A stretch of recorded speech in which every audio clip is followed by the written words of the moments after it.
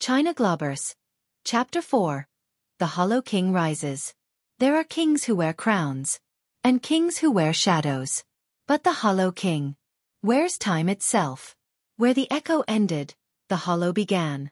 The tribunal had cast Edgar into the surface world with a cryptic command.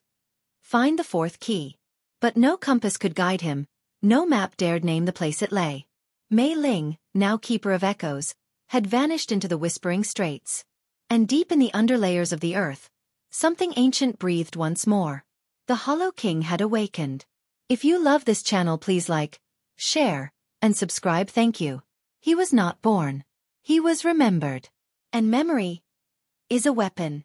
The iron symmetry. Far beyond the forgotten vaults, nestled within the shattered steppes of Korthia, there stood a mechanical city that hadn't ticked in over 600 years. Iron symmetry. Its gears were rusted, its guardians lifeless. But now, one by one, the colossal clock towers began to chime. That's where Edgar would go. Why? Because legend whispered that the fourth key wasn't just a person. It was a forgotten identity. His own. Whispers in the machine. As Edgar approached the border, machines turned their heads toward him. Walls opened. Time folded. He wasn't a stranger here. He's returned, muttered a metal monk. He who once sealed the Hollow King. In Iron Symmetry's core chamber, an enormous lens rotated into alignment, and through it, Edgar saw a memory not his own. The day the Scarlet Manifest was written in ink and blood. The king they had imprisoned in silence was once his ally. And worse, his brother. The Hollow King's herald. Meanwhile, Mei Ling sailed through haunted waters toward the shattered coast, pursued by a new enemy. The Herald of Hollow, a cloaked being who spoke only in prophecy. The cycle is broken. The king walks. And the debt is yours to pay. Everywhere he went, reality frayed. Books bled ink. Cities forgot their names. And when he reached the iron symmetry, he didn't knock. He erased the door. A new pact, a final debt. In a final stand within the rotating chambers of iron symmetry, Edgar faced the herald and asked, "Why me?" The herald smiled beneath a mask of mirrors. "Because only the man who wrote the manifest can break it." Edgar's hands trembled. His past was no longer a mystery.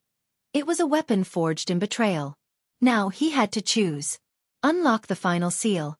And risk unleashing the Hollow King fully. Or leave history in chains. And let time rot from within. Narrator's voice slows. Tension thickens. The machines quieted.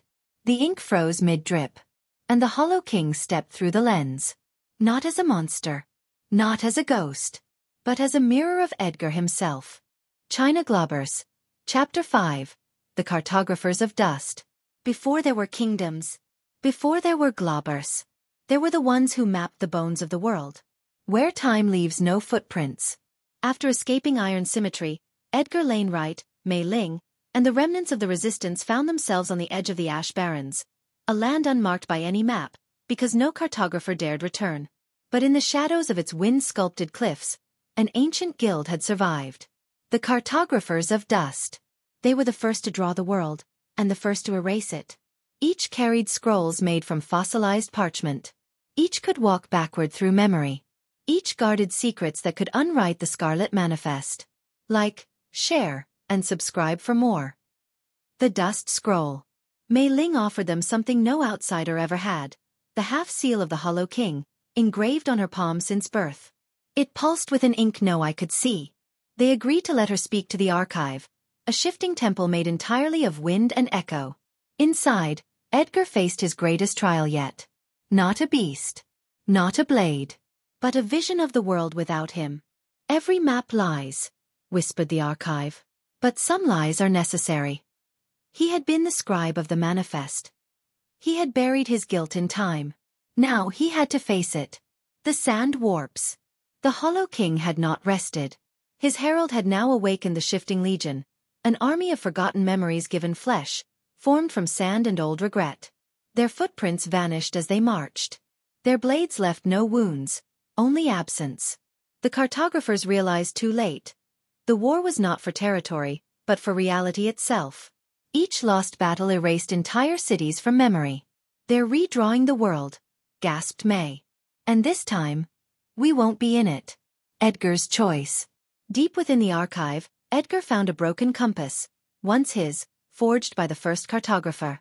It pointed not north, but toward the eternal datum, the first name ever written, and the only word that could unbind the Hollow King. But to speak that word meant forgetting everything else. If I say it, he asked, will I still be me? No, answered the wind. But you will be free. Like, share, and subscribe for more.